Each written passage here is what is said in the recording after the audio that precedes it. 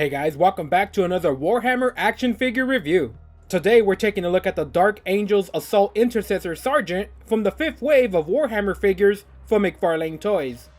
On the back of the box we have a picture of the figure itself without any information on it or any other figures in the same wave. And on the side we have a close-up of the figure.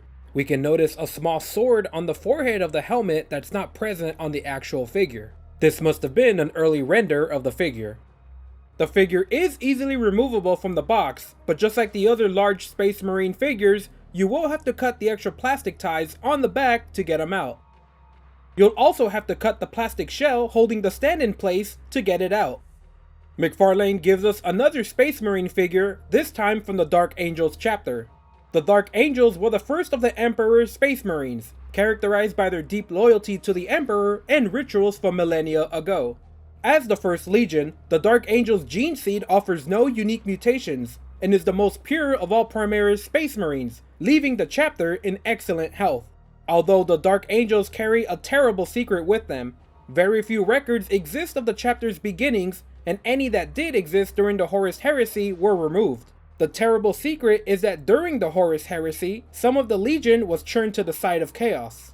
The fighting between the traitors and loyalists was so severe on the homeworld planet of Caliban that it was destroyed, and many of the traitors were able to escape into the void of space.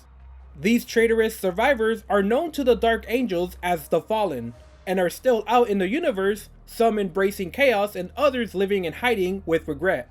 Only the higher ranking Dark Angels know of this hidden shame, and are very secretive about it, with outsiders not to be trusted. The only way for the chapter to restore its honor is to find all of the Fallen and either make them repent for their sins or defeated. Let's take a look at some details. Dark green is the color of choice for these Marines, with the eye lenses a bright red. Breathing tubes and vents are sculpted into the helmet, with small studs on the forehead. On the side we have a better look at the silver wings, detailed with layers of feathers on each side of the helmet. We can also notice some small steel colored panels covering the ears.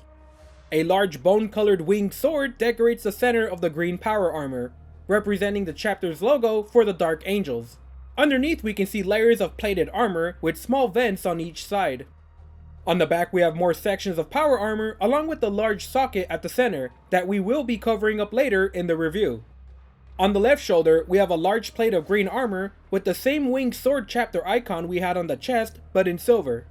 A small decorative shield is attached to the right shoulder armor, detailed with a small silver sword at the center. This usually represents battle honors for acts of bravery. The shoulder armor itself is decorated with the icons that identify this soldier. The red arrows signify a battle line squad, the most flexible and numerous squad. The Gothic style white number 1 signifies the first squad of the company. A unpainted cross with the skull at the center can be seen detailing the left arm of the power armor. And on the right we have a few ports and panels detailing this arm. On the waist we have a large belt at the center, where we can see large ridges in the undersuit as well as small plates covering the stomach and groin. Hanging from a plate of armor on the right side of the belt is a black book, detailed with half of a winged sword, bookmarks, and pages. More armored plates hang at the back of the waist, with two small black pouches with small skulls as the buttons. More vents, ports, and compartments of armor can be seen on the thighs. The armored legs are detailed with large scratches on the knees, with the left knee pad painted in a checkered pattern, representing the 5th company. We wrap up the details of the figure with the boots. The large armored boots are detailed with plates of armor, compartments, and bulky joints. We can even notice the soles of the boots have ridges on them as well. Let's check out the articulation. We have a rotating helmet on a plate that moves up and down. The shoulder armor is on its own ball socket, allowing it to rotate. The shoulder opens, restricted by the armor, and fully rotates. Rotation at the forearm. Double jointed elbows that bend inward. Wrists that bend up and down and rotate. A ball joint at the chest. And another ball joint at the waist that's a bit more tighter with its range. Legs that open, being slightly blocked by the side armor, and bend forward and back. Rotation at the thigh. double jointed knees that bend back with a decent range for the bulkiness of the armor, and an ankle that bends up and down with its rotation blocked by the armor. Just like all the other standard Space Marines, they use the same base body, standing at about 7 inches tall. I've placed them next to the other figures in the Warhammer line, and others to get a better scale of the size.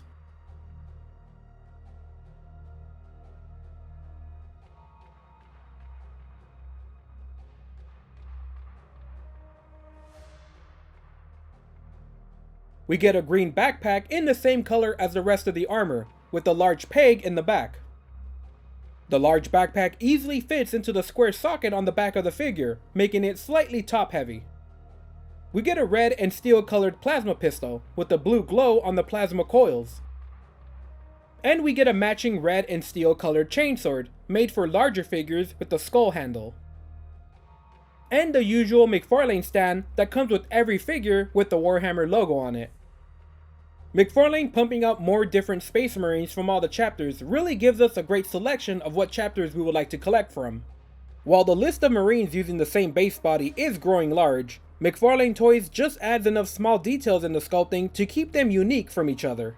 This Dark Angel has some unique parts not seen before, like the book on its belt, the helmet, body insignia, and shoulder armor accessories, so it's not just a recolor of an older model. More variety in chapters is always a good thing, so I'm happy that we're all the way into wave 5 already. With the plasma pistol and chainsword, the unique red color scheme on it helps it stand out from all the other variants. But it might be time to introduce some new weapons, as my chainsword collection is getting pretty big. McFarlane's use of paint again is a light touch, but they're on the most important details that make the emblems and squad markings stand out. I just wish they didn't skip out on the cross on the arms, it looks out of place unpainted. Overall, it's a great Space Marine figure. At this point in the Warhammer series, you have a wide option of figures to choose from, or just pick your favorite color. The Dark Angel Intercessor Sergeant stands out unique enough on its own, and will definitely look great with all your other Marines. Hopefully, we can see new armor types introduced, and definitely get more new weapons. It's everything you have come to expect from a McFarlane Space Marine. A good weight to the figure, a chunky feeling joint system, and great to pose with. Definitely worth checking out for any Warhammer collector out there. Alright guys, that's it for this review. Check out my other videos, subscribe, or leave a comment. It really helps me out.